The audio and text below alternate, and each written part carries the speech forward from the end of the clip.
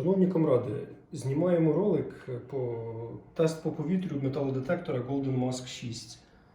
Оскільки зараз умови карантину, інших варіантів якось в ґрунті чи ще якихось цікавіших зараз попросту немає. Тому знімаємо, можливо, комусь це буде цікаво. Тестові наші цілі на сьогодні це 5 копійок пізньої Російської імперії, там вже рік не роздивишся, вона в жахливому стані. 2 копійки так звана капуста 1813 року. Далі в нас 1 копійка Олександра III, якщо я не помиляюся, мідна також, і Боратінка. Далі Союз до реформи, 5 копійок до реформених радянських і 1. Потім 10 копійок Білон також до реформи і дводинар Річі Посполитої, срібний малесенька монета. Потім така невеличка печаточка, якщо я не помиляюсь, латунна. І фрагмент, кусочок хрестика. Так, тепер по налаштуваннях. Налаштування, оскільки це умови квартири не максимальні, але близькі до них. Значить, програма Coins, тобто монети, частота 15 кГц, ґрунт-баланс 80. Це з того, що я встиг походити з ним на ґрунті, це був самий поширений, скажімо, показник. Потім P-Box High, максимальний, Boost максимальний на 5, Threshold Sound 90, це, скажімо, характеристика, в якій я не дуже розібрався, тому вона стоїть просто по замовчуванню. І Threshold Audio 28. Коли ставиш більше, вже дуже сильно шумить, вже, як на мене, не дуже комфортно. Всі інші показники стоять на стандарті. Є ще такі тут моменти, як в ґрунт-балансі, як ґрунт-баланс Sense і ґрунт-баланс Stability. Вони стоять в дефолтних налаштуваннях. Ґрунт-баланс Sense 5 це максимально, ґрунт-баланс Stability вимкнений. Ці характеристики застосовуються, якщо вірити інструкції різних ґрунтів. Якщо ґрунт легкий, тоді ґрунт-баланс Sense таки оставляємо 5.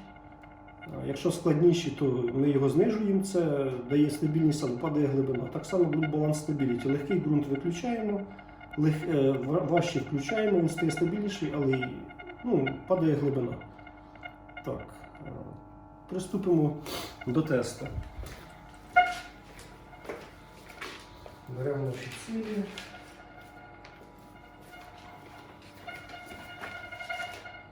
Почнемо з мідних монет, 5 копійок пізньої імперії.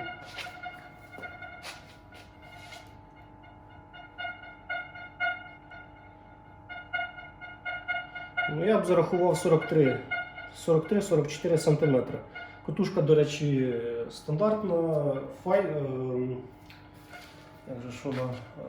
Fighter S 13х11 дюймів. Так, 43 см на цю монету, далі беремо так звану капусту мідну.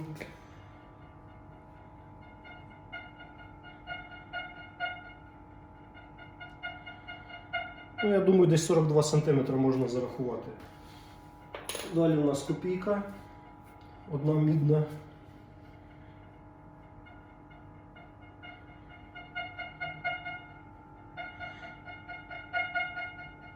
Ну, 35-36 см. І Боратінка, Solid мідний.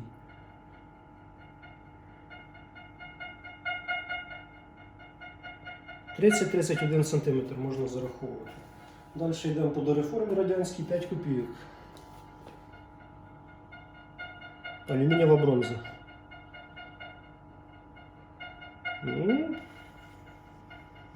45-46 см можна зарахувати, 45 нехай буде. Далі 1 копійка до реформи, також алюмінієва бронза. –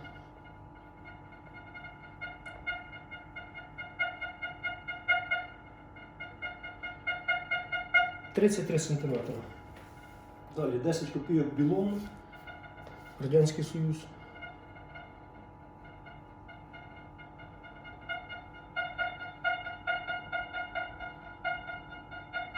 32 см, я думаю, можна зарахувати. Далі маленький дводинар Речі Посполитої срібний.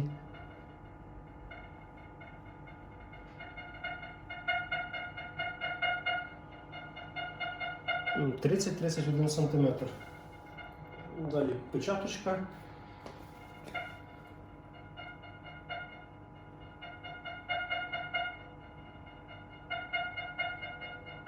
– 45 см.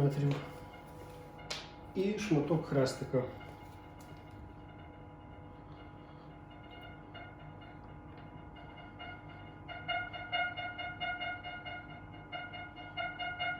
33 см можна зараховувати.